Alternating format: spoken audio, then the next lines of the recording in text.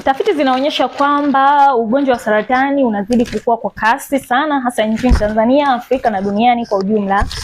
Kwa mujibu wa Shirika la Afya Duniani, lilifanya tafiti mwaka 2022 na kubaini kwamba nchini Tanzania pekee zaidi ya watu 44,000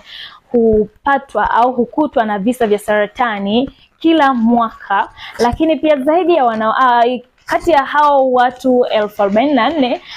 zaidi ya wanaume 18,000, lakini wanawake huwa ni zaidi ya 26,000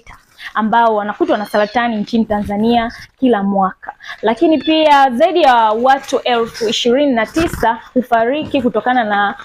na saratani nchini Tanzania kila mwaka. Hali hii inatokana na kuto kufanya uchunguzi wa mapema au kuto kufanya check up mara kwa mara juu ya saratani, na hivyo watu wanakutwa na saratani zao zikiwa zimeshasambaa kwa kiasi kikubwa, na utafiti unaonyesha kwamba zaidi ya 90% ya watu wote wanaokutwa na saratani hukutwa saratani yao imeshasambaa kwa kiasi kikubwa, saratani ambayo imeshafikia stage 4, yani hatua ya. Lakini pia kwa mujibu wa utafiti huo wa Shirika la Afya Duniani,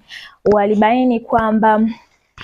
kwa muda wa miaka 5 kutoka mwaka 2022 mpaka mwaka 2027 visa vya saratani vitaongezeka kutoka 44,000 kila mwaka na kuwa 89,000 kila mwaka, ikiwa hatutachukua juhudi za mapema za kudhibiti saratani na kudhibiti kasi ya ongezeko ya visa vya saratani. Hivyo tunashauriwa kufanya uchunguzi wa mara kwa mara, kufanya check up mara kwa mara juu ya saratani, angalau mara moja kwa mwaka, au ukiweza hata mara 2 mara 3 itapendeza zaidi. Hiyo huwa ni kinga pekee na ni kinga muhimu zaidi kuliko zote kwa ugonjwa wa saratani.